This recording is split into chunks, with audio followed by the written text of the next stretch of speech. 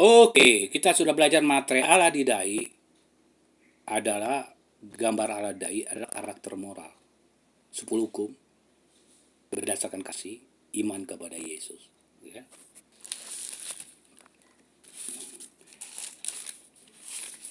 Perilaku kalian dalam perdagangan bonus demografi di Wahyu pasal 18 ini sejak 2003 perjanjian dusta bonus demografi yang memerangi satu orang ini itu membentuk suatu habitat rata-rata yang biasa jadi karakter tadi.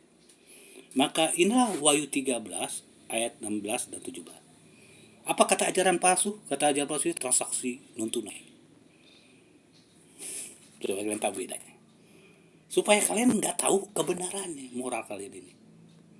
Wahyu 13 ayat 16 dan 17. Chip katanya. Itu palsu ya. Kayak gini tsunami kata teknologi. Itu menutupi nubuatan-nubuatan palsu yang kebongkar sama saya. Perjanjian dusta, nubuatan palsu, gagal politik. Nggak ada teknologi bisa buat alam itu, hanya kuasa Tuhan. Mendeteksi gempa bumi, mendeteksi itu pun nggak mampu. Sehebat apapun Amerika, Jepang, Cina, itu alam dikuasai Tuhan. Wahyu pasal 13 ayat 16 dan 17. Ia menyebabkan semua orang, kecil atau besar, kaya atau miskin, mereka atau hamba, diberi tanda pada tangan kanannya atau pada dahinya. Dan tidak seorang pun dapat membeli atau menjual selain mereka yang memakai tanda itu, yaitu nama binatang atau bilangan namanya. Ya, di sini dalam kita bisa lihat tanda atau gambar, image ke dalam bahasa Inggris, image of the beast, gambar binatang, dan gambar Kristus tadi ya. Manusia diciptakan serupa gambar Allah. Kalau kita lihat buku Korintus pasal 3 tadi ditulis di daging bukan di loh batu dengan Roh Kudus. Coba Anda lihat Roma 2 ayat 3 ayat 18 ayat kalimat terakhir. Serupai gambar kali kita. Kembali lagi menunjukkan gambar. Kita kan sedang rusak nih gambar sejak Adam dan Hawa. Datang Yesus menebus itu. Terus memperbarui gambar Allah ketaatan 10 hukum itu maksudnya. Dalam Kolose 3 ayat 9 dan 10. Ya, jadi proses itu terus menerus. Ya, kalau kita kebiasaan dengan sistem dunia ini, agama politik, yang menjadi tanda binatang nanti. Kalau orang udah bentuk karakter, susah diubah lagi. Iya kan? Kita tahu kan? Ya, kalau udah terbentuk karakter, karena kebiasaan bertahun-tahun. Udah biasa bohong. Kan berubah lagi. Untuk jujur jadi sulit di situ. Dalam isu marketplace sebagai kebiasaan bohong. Nah ini dosa masa kini itu yang dikatakan Wahyu 13. Bukan transaksi non tunai chip. Apa-apalah itulah media, internet apa aneh-aneh lah. Ini bicara karakter. Lawannya karakter Kristus. Oke. Pengkhotbah 9 ayat 10 dibilang apa yang dijumpai tanganmu kerjakanlah itu. Jadi tanda di tangan suatu ungkapan perbuatan atau pekerjaan. Ya, jadi pekerjaan kalau tanda binatang dari 7 ada 5, pekerjaan melawan firman Tuhan yang Alkitabiah ini, melawan hukum Allah demi jual dan beli. Kalau enggak dapat bagian dari marketplace jual dan beli ini. Kalau tidak tanda binatang di tangan dan di dahi, tidak dapat jual dan beli. Makanya polisi itu bukan melanggar hukum Allah. Kalau enggak dapat bagian, dia takut deh. Tinggilah jabatan kan, supaya bintang-bintang gitu deh. Dia mesti bertanggung jawab kan di lapangan pelaksana teknis ya, untuk melihat masyarakat. Kalau ada kacau di saya di media sosial maupun di sini kan ada polisi. Jadi sekalian ngatur juga yang neko-neko kan. Artinya kan mesti izin dari penguasa kayak gitu. Masa kita pura-pura nggak tahu? Kalian kan punya keluarga kan, nah, punya agama, azab dong, tabur tuai. Saya punya keluarga loh, menderita loh. Supaya saya ngingetin ini tugas saya gitu. Semua elemen tanpa kecuali aparat polisi. Memfitnah orang, saya korban ahli waris tanah, saya korban akun. Oke? Jadi tidak ada yang lolos dari penghakiman Allah. Di hukum dunia ini kalian menang, saya sendirian. Tapi saya percaya akhirat itu. Kalau nggak buat apa saya beragama kalau nggak percaya akhirat. Kalau nggak ada surga, nggak ada neraka. Kalau nggak ada konsekuensi pembalasan Tuhan. Kalau nggak percuma kita beragama. Kalau itu bohong. Ulangan 18. Ulangan pasal 6 Ulangan pasal 6 dikatakan gini. Kasihlah Tuhan Allahmu dengan segenap hatimu dan segenap jiwamu. Apa yang kuperintahkan kepadamu harus selalu kau tahu dalam hatimu. Harus engkau mengajarkan berulang-ulang kepada anakmu dan menceritakan kepada aku. Engkau harus juga menjadikan sebagai tanda pada tanganmu dan menjadikan tanda pada dahimu. Lambang. Ini menarik. Allah mengajarkan suatu perbuatan atau pekerjaan yang karakter kasih, 10 hukum Allah, Roma 13 ayat 9-10. Jangan mencuri, jangan membunuh, itu ada kasih, ya. Pekerjaan, tanda di tangan, dan juga karakter. 10 hukum, taat kepada hukum Allah. Jangan mencuri, jangan berdusta.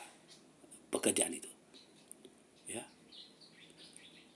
Airnya di Wahyu pasal 7 ayat 3. Materai Allah hanya di dahi loh, bukan di tangan. Itu kemahatauan Allah melihat situasi dunia akhir zaman. Coba lihat Wahyu 13. Kecil, besar, kaya, miskin, Tuhan, hamba. Ya Anda, berarti kan di bawah sistem dunia ini. Ya semua pihak kan. Cuma saya yang menentang. Yang nggak menerima tanda binatang. Apa tanda binatang tadi?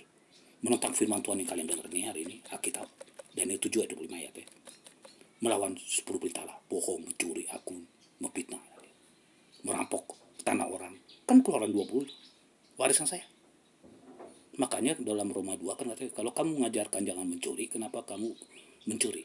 Kalau kamu merasa jijik menyangka saya ini setan kan, karena operasi gaib menyerang saya, kenapa kalian rampok rumah berhala? Kena kalian sebenarnya Alkitab. Makanya sistem ini kan sistem lawannya Kristus sebenarnya yang dibuatkan di kitab Wahyu. Dan saya dibuatkan untuk menyampaikan itu kepada pribadi, lepas pribadi. Ya termasuk aparat polisi kan mau masuk surga kan kalian? Mau nggak? Ya sadar, walaupun kalian melakukan perintah, tapi itu kan perintah hukum dunia. Kalian mesti perintah Tuhan loh. Setiap orang harus bayar konsekuensi mau masuk surga. Kamu, aku harus menyangkal diri memikul salibnya kan.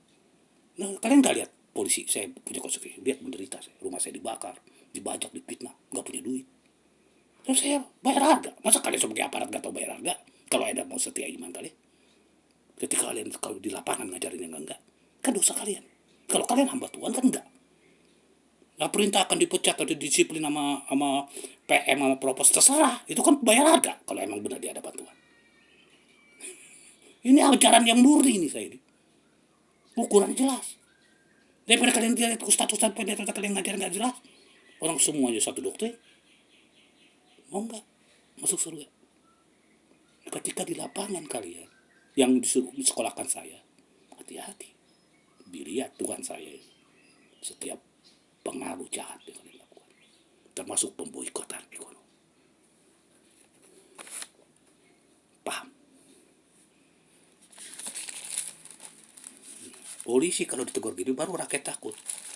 Polisi aja digituin apa kita kata.